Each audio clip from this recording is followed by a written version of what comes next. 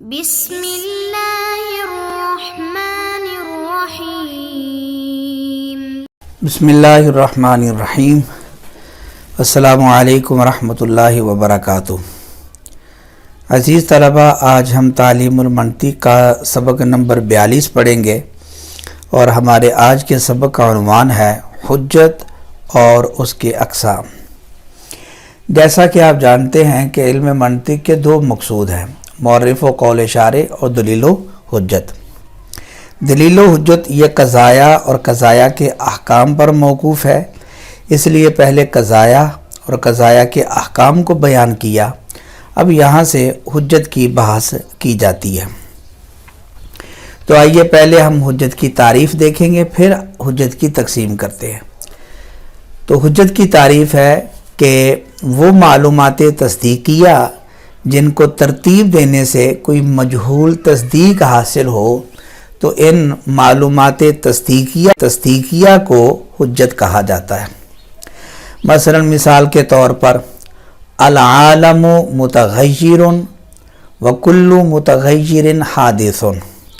العالم متغیر یہ بھی تصدیق ہے، اور وکل متغیر حادث یہ بھی تصدیق ہے، کیونکہ العالم متغیر یہ قضیہ حملیہ ہے، اور کل متغیر حادث یہ بھی قضیہ ہے، اور قضیہ کا علم تصدیق کہلاتا ہے۔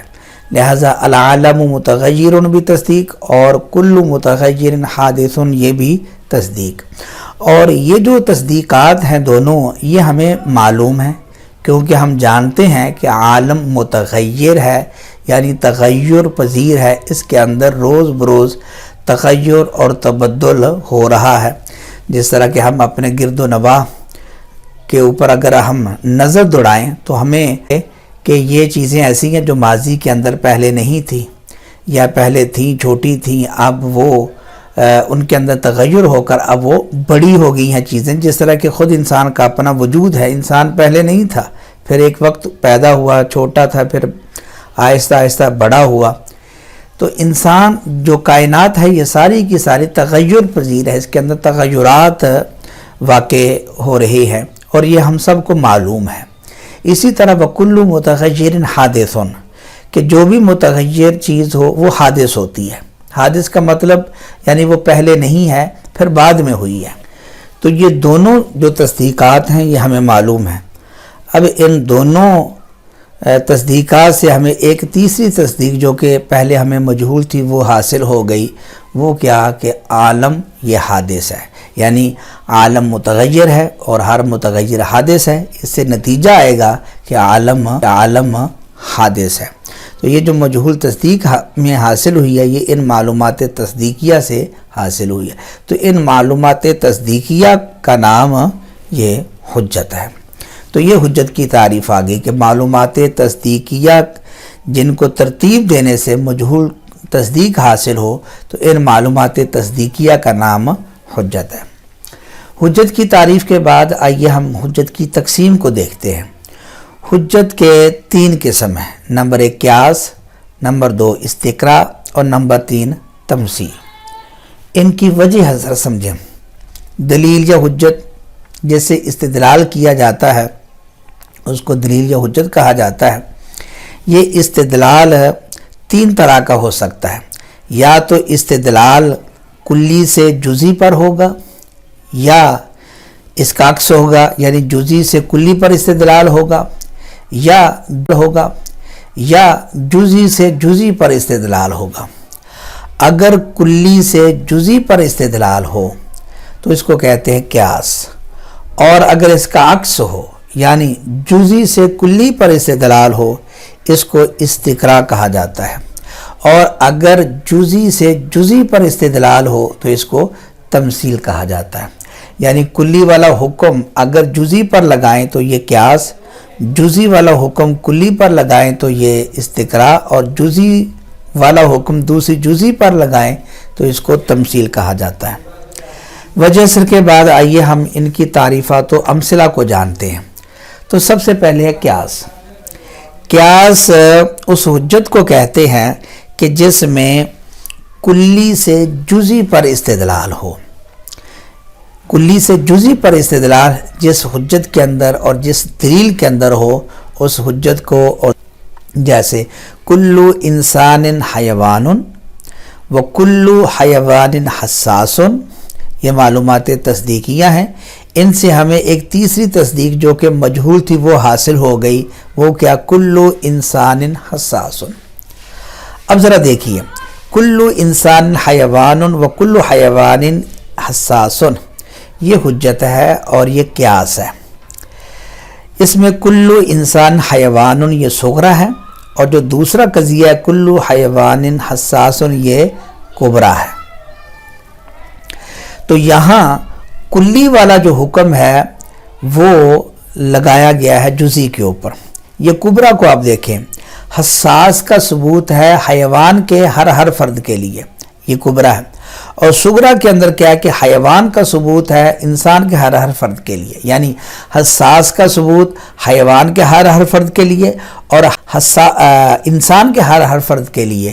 تو یہ حساس والا حکم حیوان کے واسطے سے انسان کے اوپر لگایا گیا ہے، اور حیوان یہ انسان کی نظروں عام ہے اور کلی ہے حیوان، تو یہ کلی والا حکم ہم نے جزی پر لگایا کیونکہ انسان یہ حیوان کی جزی اور اس کا ایک فرد ہے۔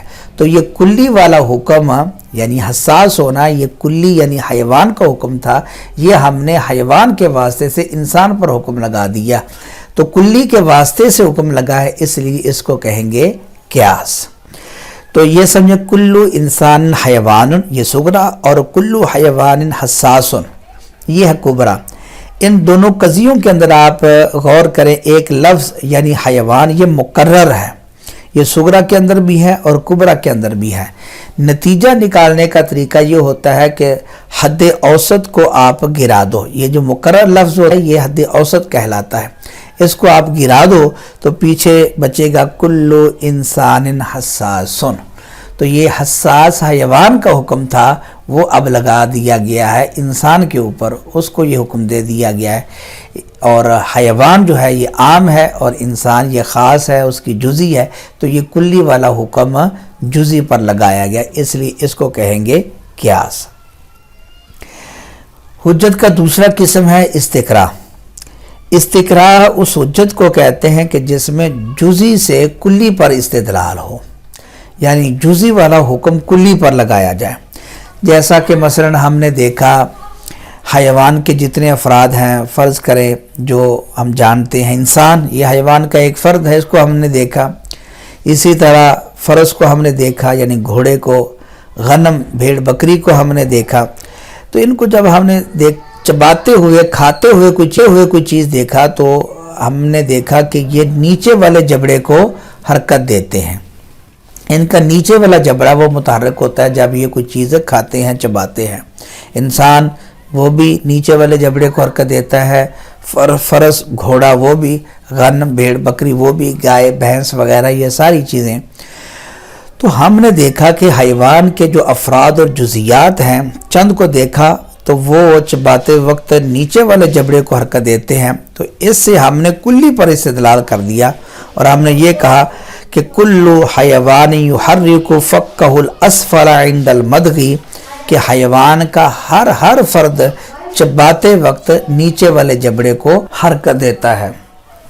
تو ہم نے پھر یہ جزیات والا جو حکم ہے یہ کلی پر یعنی حیوان کے ہر فرد کے لیے ثابت کر دیا۔ ہم نے کہا کہ حیوان کا ہر فرد چباتے وقت وہ نیچے والے جبڑے کو حرکت دیتا ہے، تو یہ استقراء ہے۔ نمبر 3 تمثیل، یہ حجت کا تیسرا قسم ہے۔ تمثیل کہتے ہیں اس حجت کو کہ جس میں جزی سے جزی پر استدلال کیا جائے۔ جیسے ہم نے کہا کہ شجر یہ حادث ہے کیونکہ یہ جسم ہے، لہٰذا فلک بھی حادث ہے کیونکہ وہ بھی جسم ہے۔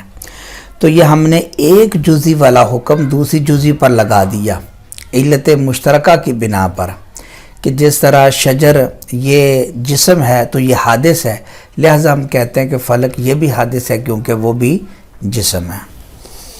تو یہ آگے حجت کے 3 قسم، قیاس، استقراء اور تمثیل۔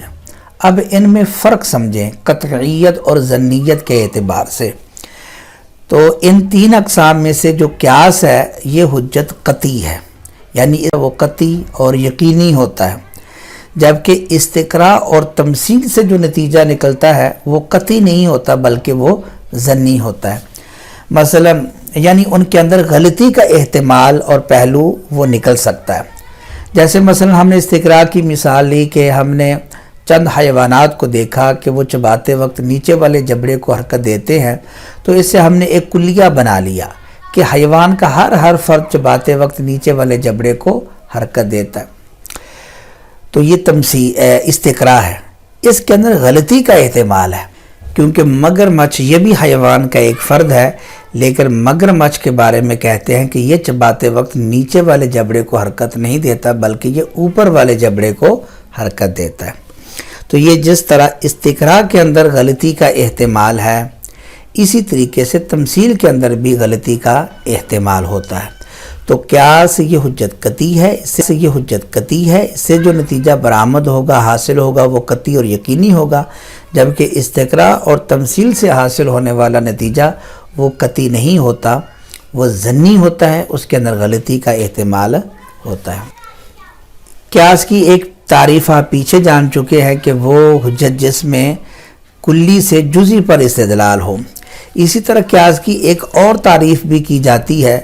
قیاس کہتے ہیں ہوا قول مؤلف من قضایا متا سلمت لازم عنہا قول آخر، کہ قیاس اس قول کو کہتے ہیں جو چند ایسے قضایا سے مرکب ہو کہ جب ہم ان قضایا کو درست مان لیں، ان کو تسلیم کر لیں، تو ان قضایا کو تسلیم کرنے سے ایک اور قول کو تسلیم کرنا لازم آ جائے، تو ان قضایا کو قیاس کہا جاتا ہے۔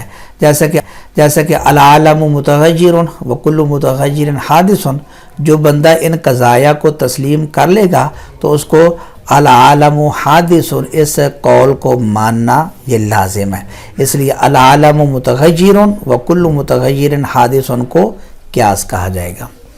عزیز طلبہ، یہ تھا ہمارا آج کا سبق۔ امید ہے کہ آپ سبق کو سمجھ گئے ہوں گے۔